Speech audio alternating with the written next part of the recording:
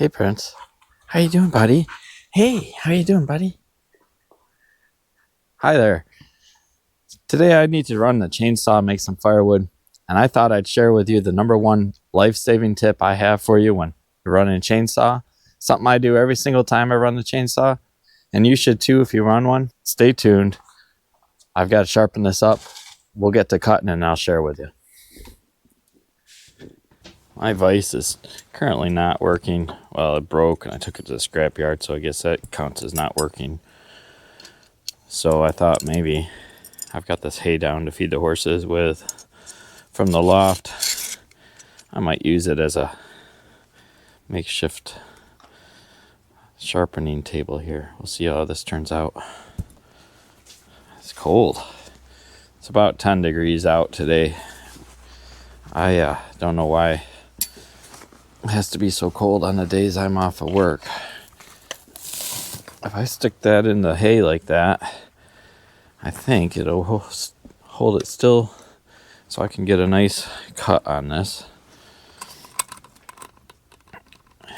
And I set up this moving blanket underneath to catch the filings because there's a hay bale under here and I don't really need the horses ingesting all that. Last time I ran this chainsaw, I was cutting up pallet wood and ran this into a nail or two.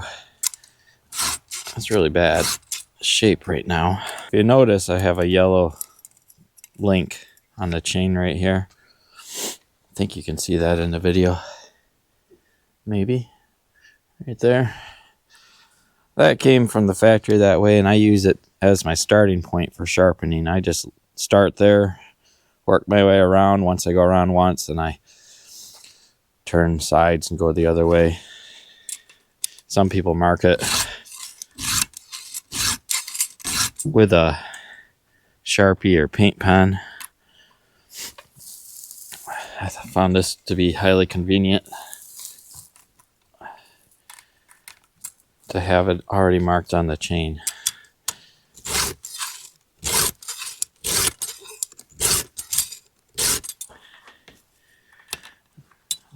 Try to do the same number of swipes on each tooth, but I'm also looking at each one and feeling them. When they smooth out, it's a good indication I got a full sharpen on the face of the tooth. You can see down in there it looks good. Nice clean cut. Actually, this hay bale method is working pretty well. I'm just kind of putting a chainsaw in between my legs here and pushing against the hay bale. And it just wants to keep it in place, so it's worked out pretty good.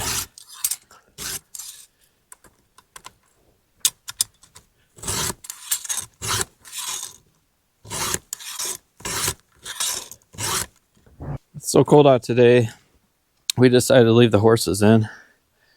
They're in here eating hay. They don't really have a windbreak out there, with it being about 5 degrees when we woke up this morning. And they were in all night. Probably a good idea to leave them in today. Today I'm trying out something new as well. I just got a wireless mic the other day and I haven't recorded any videos with it before. So this is the first video with it. Hopefully it sounds alright. And you don't hear me breathing in it too much. It's I have a hard time breathing as it is, let alone having it be 10 degrees out. I was going to get a Rode system. I ended up with this Cinco G2. Read some reviews, saw some videos. I felt for the price, it was comparable, if not even maybe better than Rode. So I won't be able to do a comparison against Rode because I'm not buying it. But I will be able to see how it is having a wireless mic as opposed to just using the GoPro mic. if you run a steel like mine, this is a MS-261. If you run this style saw in the winter, just make sure, or cold weather, make sure that you put this little, there's a little air diverter in here, right here. Make sure that it's in winter mode. And what that does is it allows warm air from this side in to the intake. So it doesn't have to suck in ice cold air the whole time. Once it gets warmed up, you start getting a little bit of warm air coming in. And you can see right here, there's a sunshine with an arrow and then a winter symbol there with an arrow. So it's cold out, so I need to make sure that this end goes in, leaves a little open window down here inside, right down in there. I don't know if you can see it. And that just allows some warm air to come into this chamber up here for intake. Helps it run a little bit better in this ice cold weather.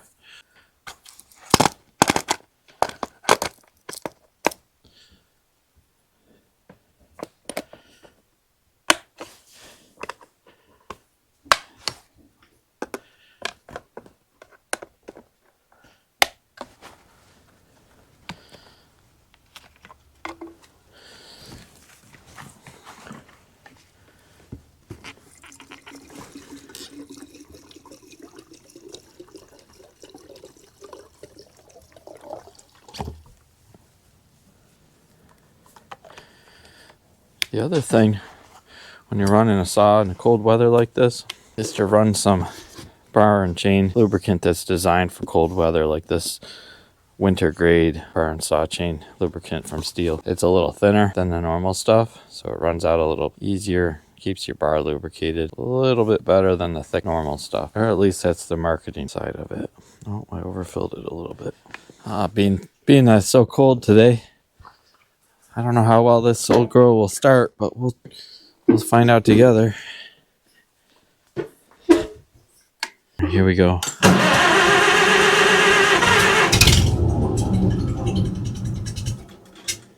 Oh.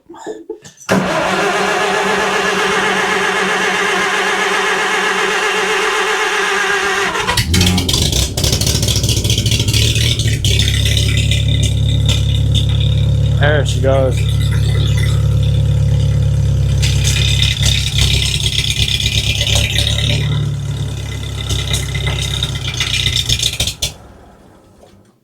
Uh-oh.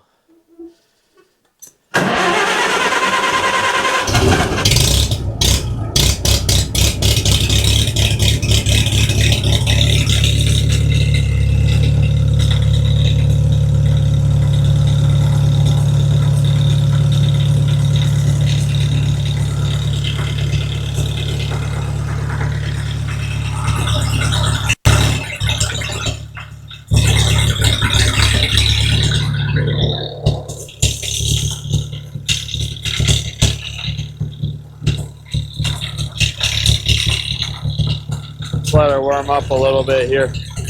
I just turned this mic on the high noise canceling for the background noise. I'm not sure how well this audio will be. This tractor's not very quiet.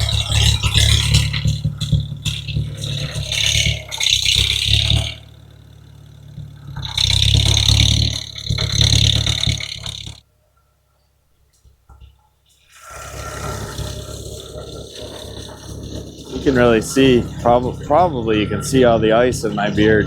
That's just from working in the barn. I haven't even been huffing and puffing too much.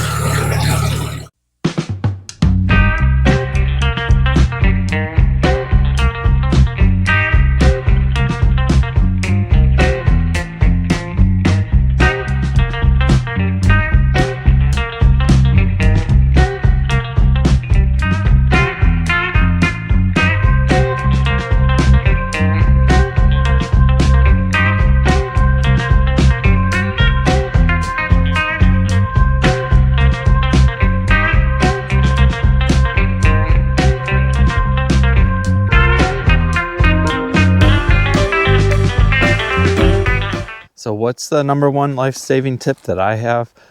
Something I do every time I run the chainsaw is wear chaps. No, not those kind. These kind. Chainsaw chaps. They're designed so that if you nick your leg with the blade, chain, there's material in there that will let loose and bind the saw up, stopping the chain. Hopefully before you get into your femoral artery or do any other major damage to your legs. Something I do every single time that I run the chainsaw, even if it is just for a short bit. The pair that I have on right here, they're a little bit worn out. You can see I have a burn mark here where one time I don't know why, but I must have rested the saw like this. That hot muffler melted a patch in here. And it's ripped and torn in a few spots. Added benefit of wearing it, especially on a cold day like today's, is a little extra warmth. And then if there's prickers in the woods, as long as you're moving forward, they help to alleviate some of the pain from the prickers. As soon as you back up though, you'll know it.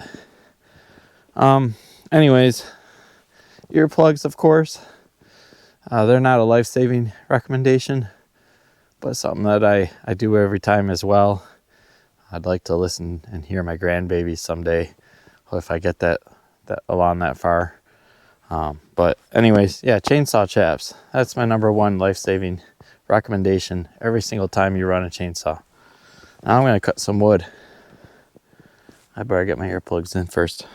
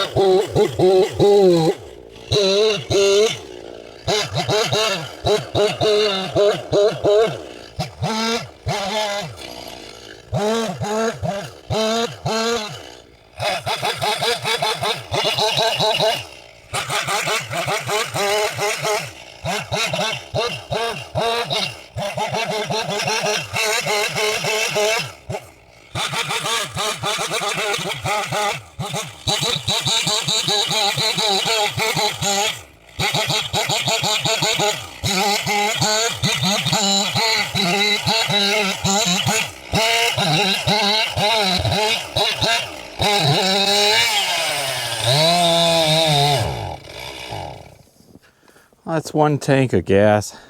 It's so cold out. I don't feel like being out here anymore.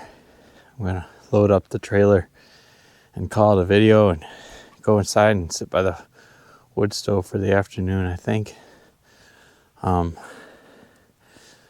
Join me next time. I don't know what I'm doing next time, but thanks for watching.